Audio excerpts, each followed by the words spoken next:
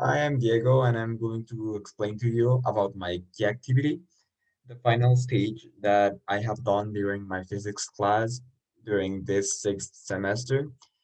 The experiment uh, goes around spinning disk and water in general. The problem that I came up with is Diego has been studying the difference that water makes in the acceleration of a disk that starts at rest. What effect does the volume of water have on the deceleration of a spinning disk? By thinking in this, we can get an idea of how much the friction of water changes the acceleration that a rotating object has has in general.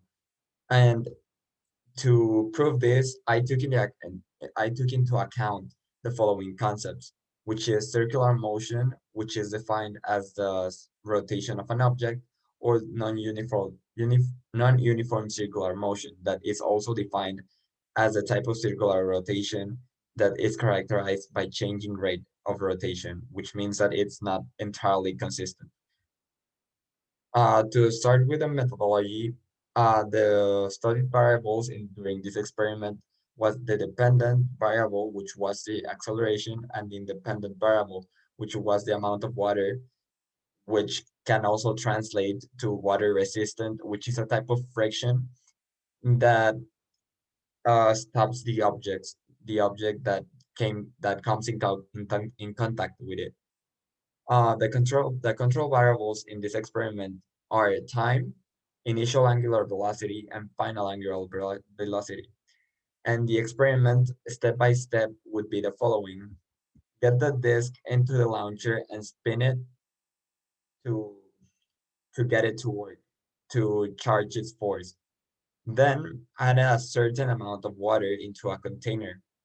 Then with the disk on the launcher, you have to start the chronometer at the same time that you put the disk in the container and spin it as fast as possible. While the disk is spinning, record a video in slow motion to see the number of rotation that the disk makes based on the dark tape on the disk. Repeat the process, changing the independent variable, sorry, which is the amount of water. And then when all the information is collected, organize it in a spreadsheet, and then get the final angular velocity, multiplying the revolutions per second, and then multiply it by 2 pi to get the acceleration, no, to get the final angular velocity. And then with that, use the formula of acceleration to get the answers.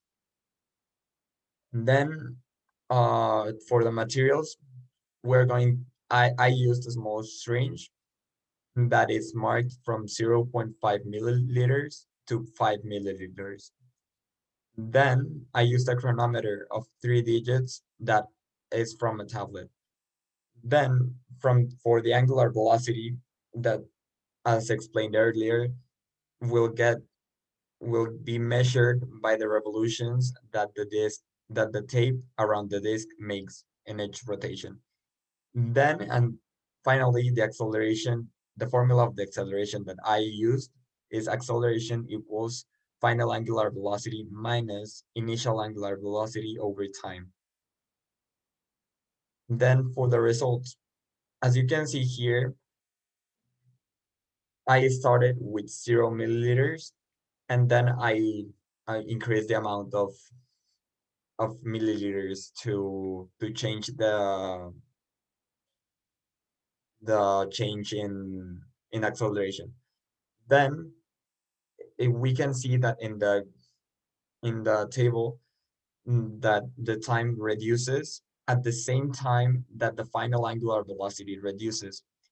But this doesn't change consistently the acceleration. It always maintains itself between 1.7 and 1.8 maximum, 1.887 maximum.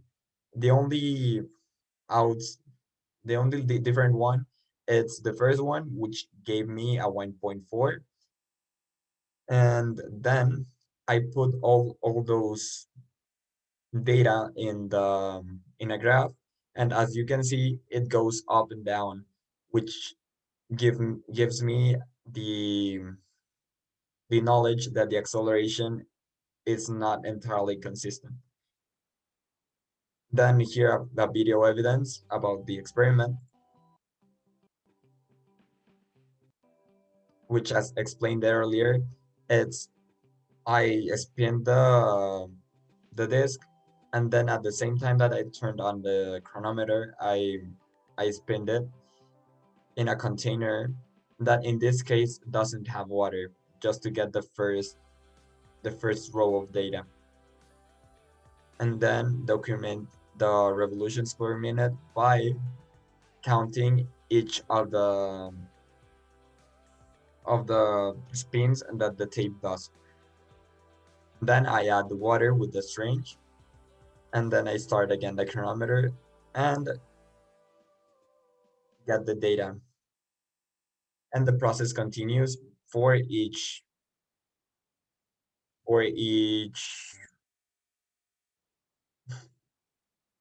for each for each problem, for each data. In conclusion, the amount of acceleration does not the acceleration does not change at the same pace that the amount of water is given.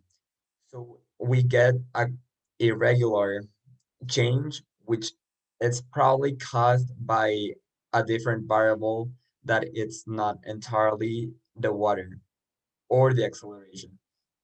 So a way to improve this experiment is probably to use more precise tools and to have a bigger team of people, because by myself I couldn't even press the chronometer and spin the disk at the same time because I didn't have the opportunity to do the two things and totally synchronized.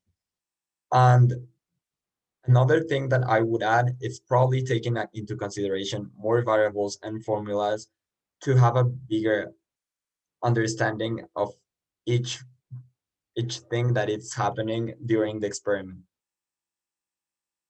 These are my references that I used during the experiment, and this was my experiment of the spinning disk on water. Thank you.